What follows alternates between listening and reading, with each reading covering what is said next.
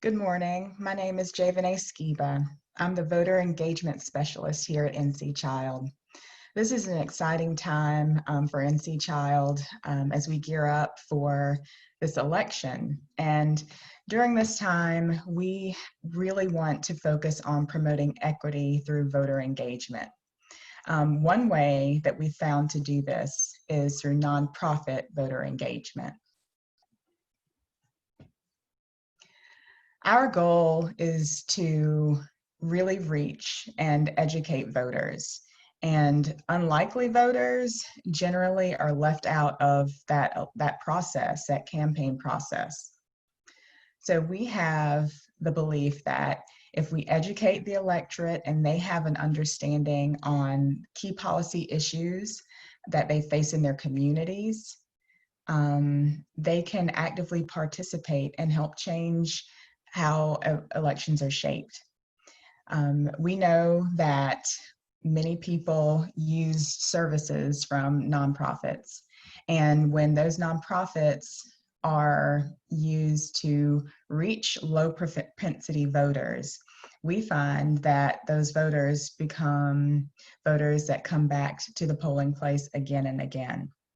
That trusted relationship where they are not only getting the services that they need in the community, but are also getting information and education on voting really makes a difference. We know that this is a highly effective model. The model that we are using is a nonprofits vote model that, again, uses those nonprofit agencies that offer services to also educate and empower the people that they serve. At NC Child, we have the opportunity to work through different organizations through our child advocacy network. We have CAN hubs in Wayne County and in New Hanover County. And in this program that NC Child is entering into this year, we have 10 organizations in Wayne and New Hanover counties, as well as one in Charlotte, Mecklenburg, that we are partnering with to help empower voters, help educate them to come and get out that vote. But really, our main mobilization piece is pledge cards. That utilizing those relationships really empowering voters to know that people that they trust, that they go to on a regular basis, are giving them true information, giving them a voice, really helps them feel empowered to go out and vote. So we see here, this visual really gives us an idea of the impact that the nonprofit vote model can have. It's a really, again, as I said, a really effective model in reaching unlikely voters.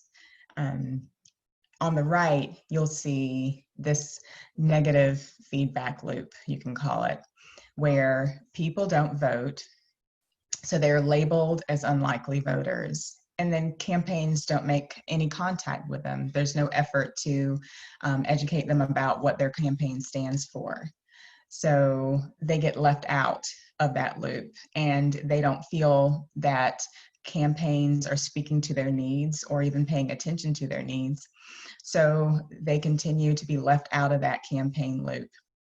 However, when a nonprofit engages the people that they serve, the people tend to vote. So whether that's a Get Out the Vote initiative or a voter mobilization like we have with pledge cards, as I'll talk about later, or just voter education, these are things that encourage people to vote.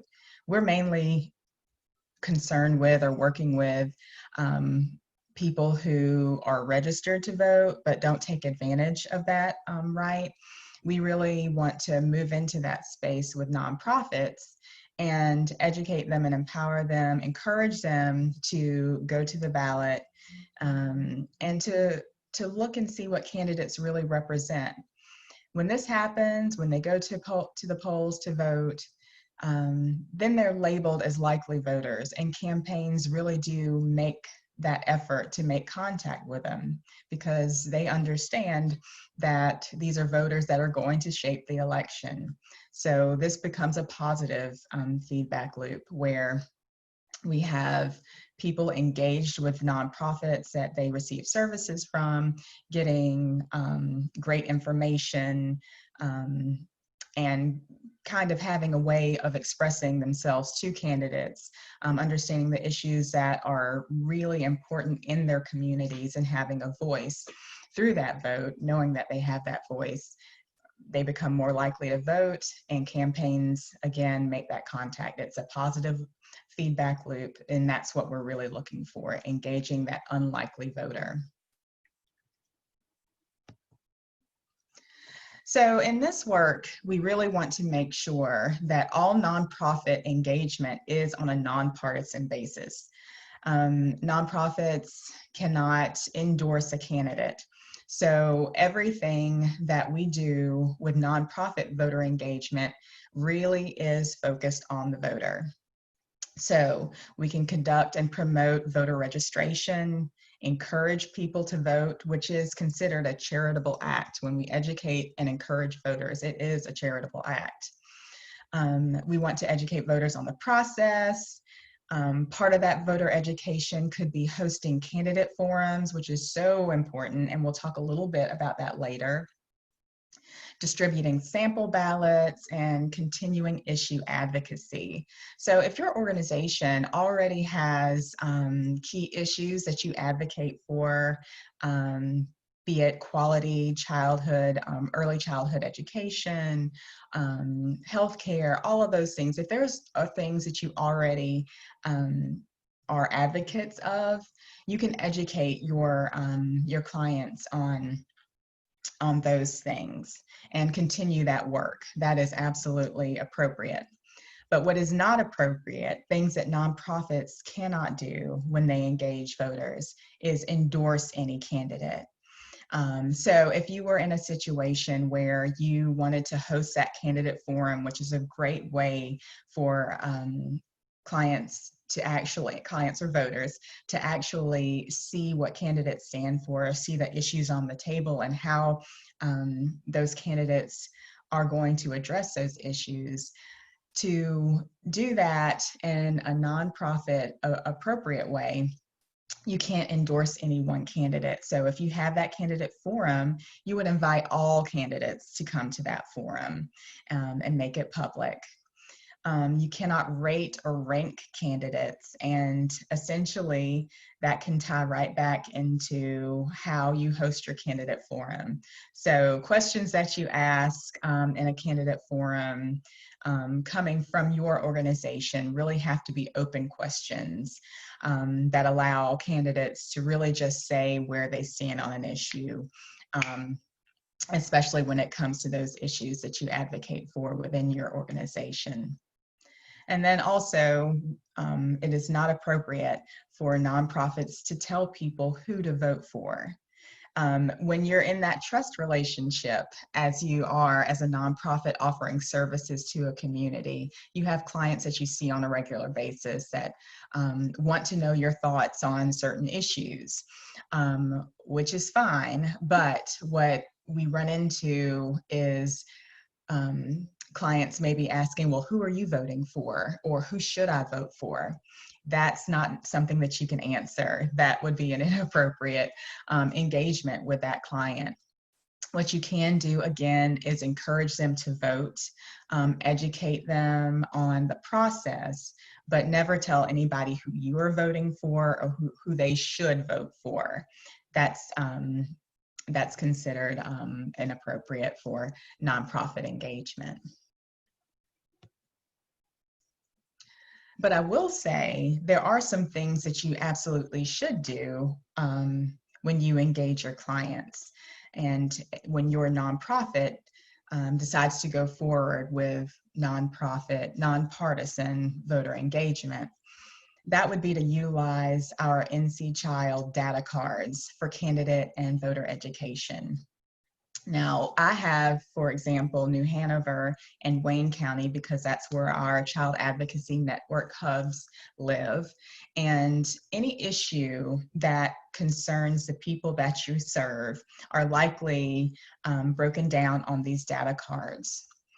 We advocate for a strong start, family economic security, high quality education, and health and wellness. And these data cards really break down what's going on in your area and can help candidates really understand the needs of the people. And it also helps empower voters because they are able to really put numbers to issues and use that when they want to engage candidates and ask where they stand on certain issues. On the back of these cards, we also offer questions that can be asked of elected officials and candidates. So again, this is something that your nonprofit can access and use to help educate the electorate, but also start candidate forum questions, get those thoughts flowing from your voters, from the clients that you serve on what matters most in your county and how candidates are going to address those issues.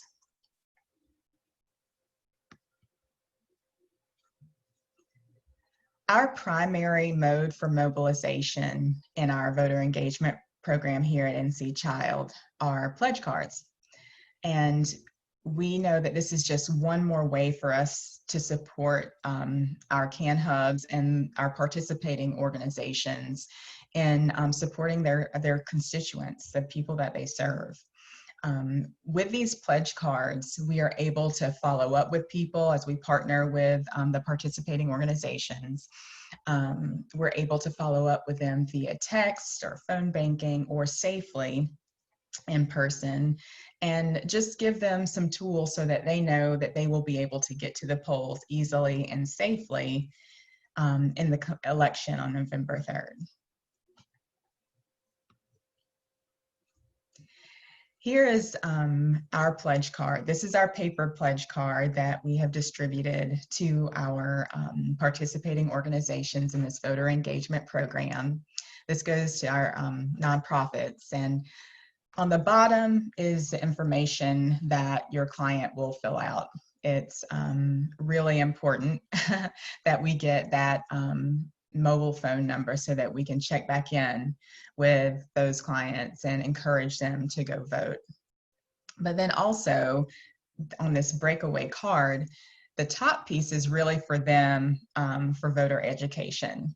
It tells them to make sure that they are registered at their current address. When we work with our participating organizations on this project, we talk about online voter registration or using the DMV voter registration site for people, even if they're already registered, to go and make sure that they are registered at the right address so that when they go to vote, there's no issues and they go to the right place. We also ask about absentee ballots and let people know when they need to have them received by so that they can cast their ballot. Absentee voting by mail is just one other way for vulnerable populations to be able to practice their right to vote without jeopardizing their health. We hear a lot about absentee voting nowadays, but really it's just another safe way for people to vote, and offering that as an option, not the only way, not necessarily the best way, but a way, along with early voting. And asking people if they know where their place to vote in person is. Sometimes, again, people think that they are still registered to vote at one polling place, but if they've checked that online voter registration link and they see that they are not registered at the right place, then they'll be able to find that right polling place. And just making them aware is one of the things that we find is really helpful to our clients. And then we offer some resources with ncvoter.org, or call for nonpartisan voter information with a hotline number at 888 Our Vote. And then also we add, have you made a plan to vote? Set the date, set the time, plan transportation, and show up. This just gives people another way to feel empowered, to know what they want to do, so that on election day, nothing really stands in their way of getting to the polls. We also have an electronic pledge card on our website, which I think is a great tool, especially for our younger, newer voters who may use a smartphone to do this pledge card. And then also, in light of COVID, this electronic pledge card offers another safe way for people to pledge to vote and be followed up with, but keeps them from having to come face to face. Some organizations do have safe practices already, like food distribution or other ways that they check in with their clients that are already in place where they can give the paper cards, and that's actually been really successful with one of our organizations. But for other organizations who may have halted some of their in-person meetings with their clients, this is a great way for them to be able to engage their clients, make sure that they go to the polls on November 3rd, make sure they have all the information they need to go vote and understand that process. This electronic card is another way we can check in. When people pledge to vote electronically at our website, they get all of this information in their confirmation. So they get a thank you for pledging to vote. Here are some helpful tools for you to use. Instructions on viewing your sample ballot. We link to some resources with the NC Voter Search and ncvoter.org. Democracy NC has a great Voters Bill of Rights that we've linked here. And then also, when people make the pledge to vote, they can share it on social media when they use the electronic pledge card. And I think that's really important, that we use all angles to reach people. I don't know if you noticed, but on the paper pledge card, we also say, did you tell 5 friends and family that you pledged to vote in November?